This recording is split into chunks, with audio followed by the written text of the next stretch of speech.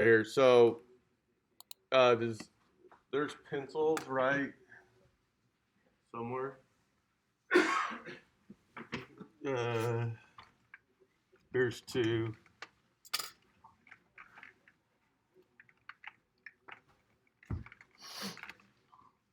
Gosh dang it.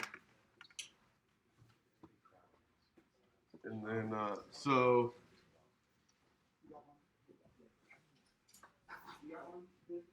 here's one more, and then I'll grab.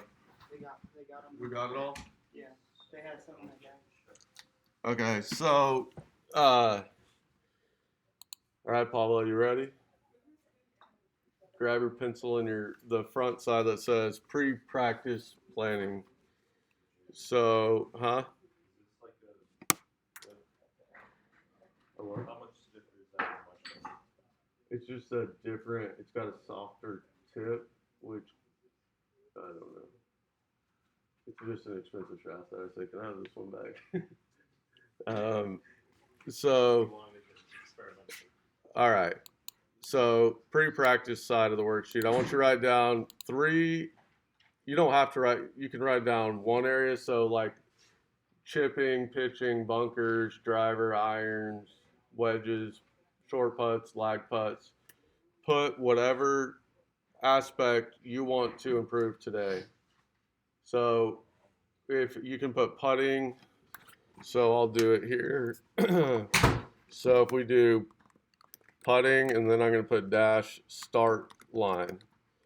And then I'm going to say putting dash mid range. You don't have to copy me, do your own as I'm doing it, speed control. And then I could do putting pre-shot routine. So what what drills do I want to do to accomplish these objectives here of improving these three aspects? So start line, I'm just going to make an example. So like chalk line 5 feet, make 10 in a row. And then I'm going to do, for mid-range, I'm going to do the 15-foot string, stop it on the string, over and over. And I'm going to do that for 10 minutes. Pre-shot routine, I'm going to play 9 holes in the 15 to, my first putt's going to be 15 to 25 feet. And I'm going to try a new routine because I'm struggling with confidence. So my routine is going to be, I'm going to get behind, instead of taking practice strokes beside the ball, looking at the hole, I'm going to take practice strokes behind the ball, looking down the line.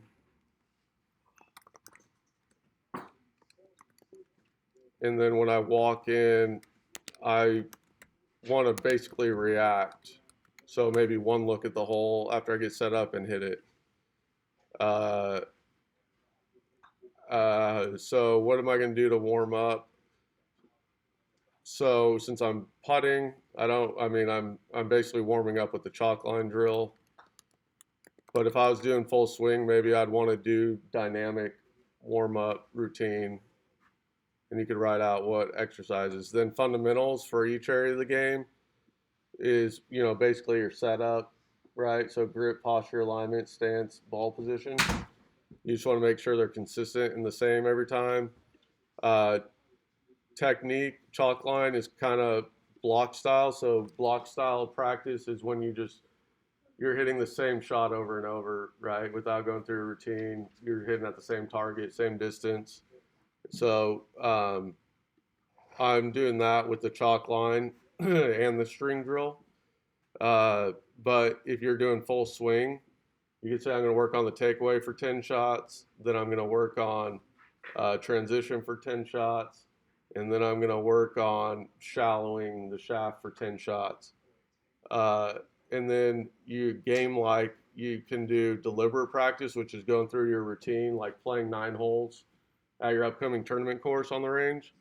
Now with apps like 18 Birdies, or if you have a yardage book, you can, look at that, hit your shot, guesstimate what your next shot would be like, and do all the full swing shots. And then a lot of people work on stuff, but they don't know what they're trying to accomplish. Like they just change stuff to change stuff because they heard that.